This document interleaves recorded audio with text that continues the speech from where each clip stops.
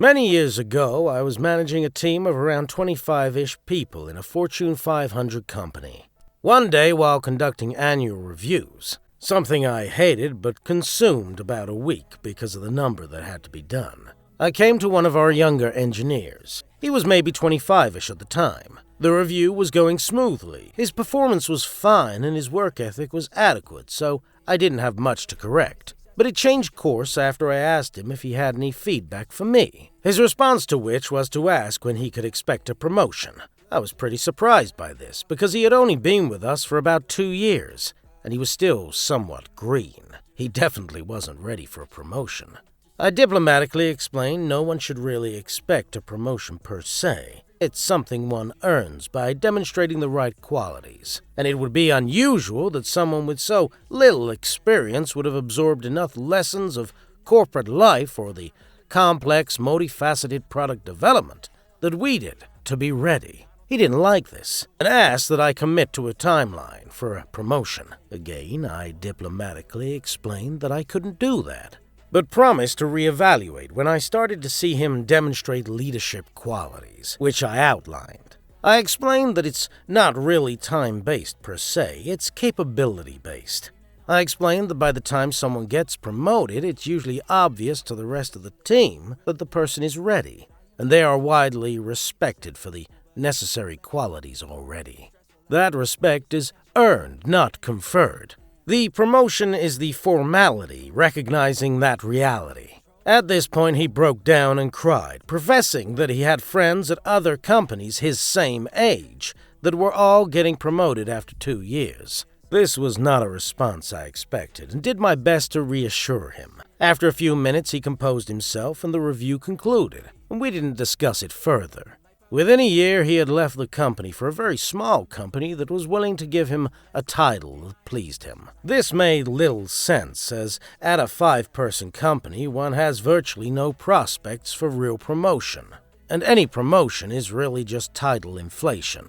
I think he earned some highfalutin title, senior director of something or other, but his position never really changed. I guess he eventually picked up on this and left that company. Less experienced people often don't understand that this sort of title inflation actually hurts them when it's time to find another job.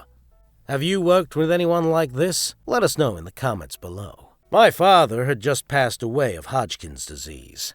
It was after the funeral, and our families went to the store to get a few things we needed. As I was down from another state, there were a few things I had needed for the extended stay, and my mother had told my sister's family and mine to pick out what we needed, and that she would pay for them. My sister lives in this state at the time, not far from our mother. I had several things in my cart, but by no means was I loading it up.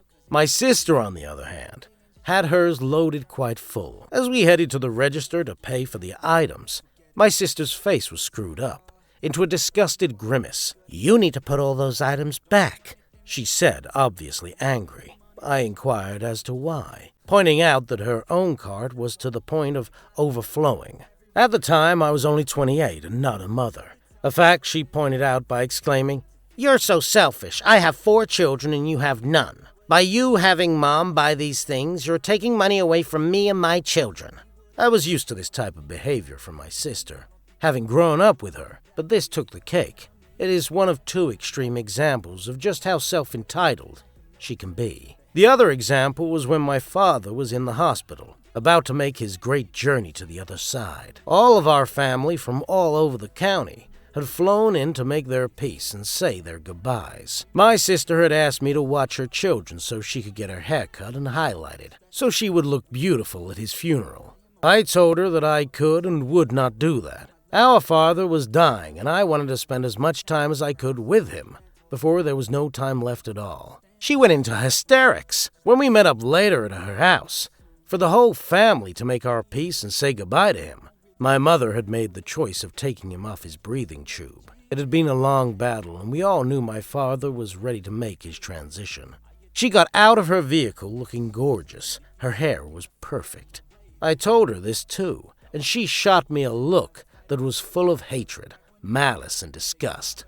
She literally looked at me as if she wanted me to drop dead then and there. How dare I choose to spend the last moments of our father's life with him instead of with her kids, so she could spend 4 hours doing her hair? It wasn't a hard choice to make.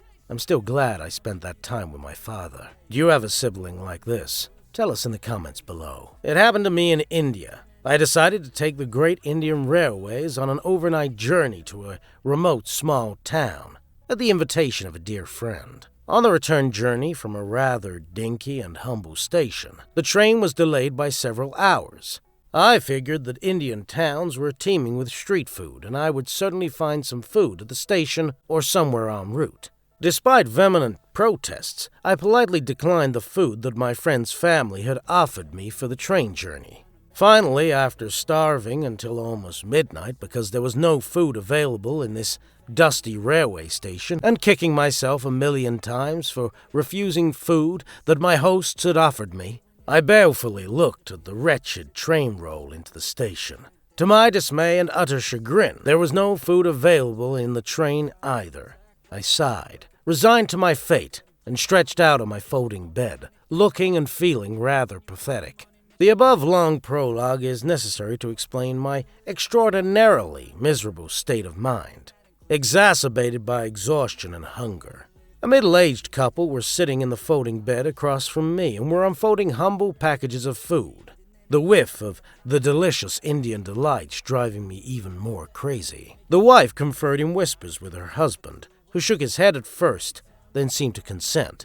With utter embarrassment and humility, they offered me 2 pieces of flatbread and some spiced potatoes. The husband spoke some English and profusely apologized that they did not have more to offer me. Apparently, they had observed me all evening at that godforsaken station and had deduced that I had not eaten. They had only packed 6 flatbreads, 3 each for themselves, but decided to divide them in 3 portions of 2 flatbreads, while being very worried that the food was not worthy of a guest to their country. I was speechless at their compassion as I choked for words. I took this offering of food, which for me was more precious than anything else that night.